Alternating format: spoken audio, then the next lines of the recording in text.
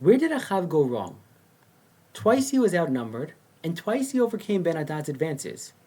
Why does he fall now? What crucial tactical mistake could he have made? The truth is, he probably didn't make a mistake at all. This battle was planned with just as much brilliance as ever. He comes again to free the area of Ramat Gilad that Ben-Hadad had promised to give back to him but never did. Here too, however, it's unlikely that he was really doing it for the right reasons. It isn't for the people of Ever Yarden, but to maximize his trade routes flowing in from the region without having to run through an area under Aram's control, especially when it should already have been returned. What's different than this time around?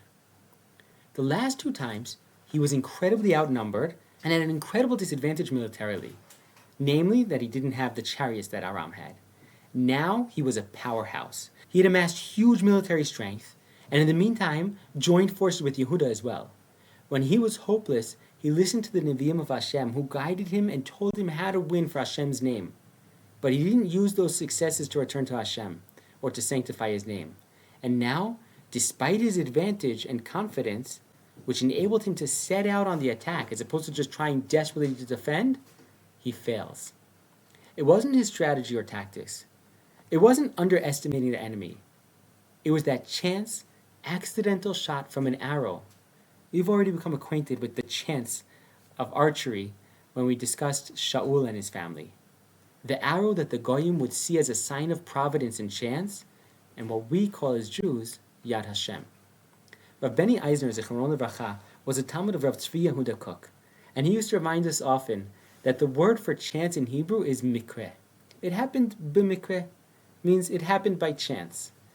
But he'd say that mikre is simply hiding the same letters for the words rak me Hashem. Only from Hashem. There is no chance. Because of his zevel, Achav brought his kingdom to incredible wealth, incredible power, and incredible spiritual destruction. Eliyahu tried to help him see the right path to take.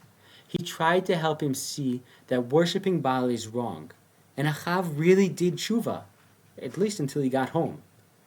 Eliyahu tried to show him he had to care for his people, and he reprimanded him when he didn't take a strong enough stand to stop Izebel from killing Navot, and then giving in to his weakness and taking the vineyards for his gardens.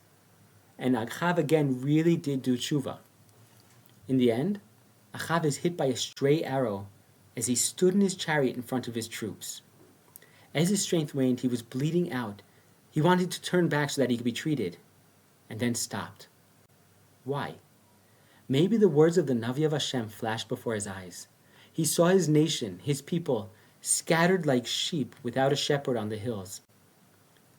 Open defenseless prey for the vicious predators surrounding them.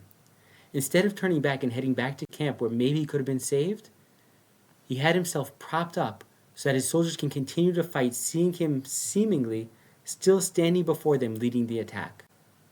The dogs licked his blood from the chariot, but his body was buried in Shomron. Maybe in the end, he really did learn to care for others, and at the last moment died a hero's death thanks to Eliyahu's tough love guidance that he truly needed.